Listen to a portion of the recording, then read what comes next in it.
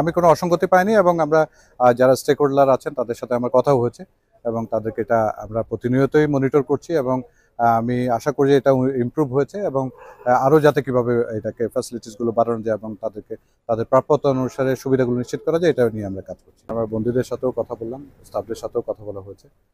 আমরা এখানে বিভিন্ন যে ফ্যাসিলিটিসগুলো আছে, শর্টেজ আছে। আপনারা জানেন যে এখানে বন্দির তুলনায় আমাদের যে অফিসিয়াল ধারণ ক্ষমতা আছে তার তুলনায় বন্দির সংখ্যা বেশি। তো এটাতে আমরা ধারণ ক্ষমতা কীভাবে বাড়াতে পারি এটা নিয়ে কাজ করছি আমরা।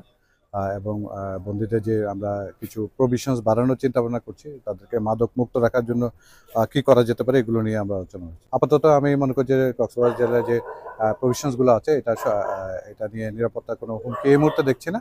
বাট ডেফিনেটলি আমাদের সচেতনতা বাড়াতে হবে যাতে ভবিষ্যতে কোনো রকম হুমকি সৃষ্টি না হয়, ওইটা নিয়ে আমরা কাজ করছি। এটা ডেফিনেটলি আমরা চিন্তা করছি আসলে যেখানে আপনারা জানেন যে জায়গার একটা স্বল্পতা আছে, প্লাস হচ্ছে যে জায়গায় অবস্থিত এখানেও যে বাইরে যে খুব বেশি এক্সপানশনের সুযোগ আছে তা না। তো এই বিষয়গুলো মাথায় রেখে আমরা এক্সিস্টিং যে ফ্যাসিলিটির জায়গাগুলো আছে ওখানে মাল্টি স্টোরি বিল্ডিং করে এটা ফ্যাসিলিটিসটাকে এভাবে বাড়ানো যেতে পারে এটা কাজ করছি।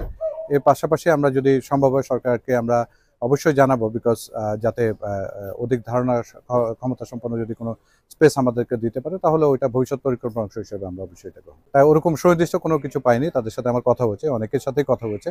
আমাকে নিশ্চিত করেছেন যে তাদের প্রাপ্যতা অনুসারে যে বিষয়গুলো তারা পেয়ে থাকেন সাধারণত আর ওটা নিশ্চিত করা হয়েছে। এর পাশাপাশি কিছু বন্দী তাদের লিগ্যাল এজ সম্পর্কিত, আইন সহায়তা সম্পর্কিত সমস্যা আছে যেটা বলেছে এটা আমরা আমাদের সিস্টেমের মধ্যেই আছে, ওইটা আমরা আমাদের জেল সুপার এবং তার তত্ত্বাবধানে এটা আমরা তাদেরকে সহায়তা করব। আমি আপনাদের একটু বলতে পারি যে আমরা জেল ডিপার্টমেন্টটাকে স্বচ্ছ এবং সেবাধর্মী করার জন্য আমরা নানামুখী পদক্ষেপ গ্রহণ করেছি।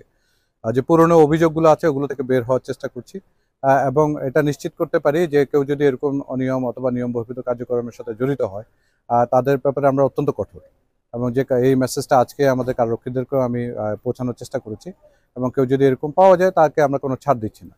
তো এক্ষেত্রে সিচুয়েশন ইমপ্রুভ করেছে এবং ডেফিনেটলি আরও ইমপ্রুভ করার প্রয়োজন। আবার রিপিট করছি, যেটা হচ্ছে যে নিয়মতান্ত্রিকার মধ্যে থাকতে হবে এবং আমরা যাতে পুরো ডিপার্টমেন্ট একটা ইমেজটা আমরা বৃদ্ধি করতে পারি মানুষকে সেবা দিয়ে, ওই কাজটা যাতে তারা মনোযোগী হয় এই বিষয়গুলোই আমি তাদেরকে মনে করিয়ে দেওয়ার চেষ্টা করেছি।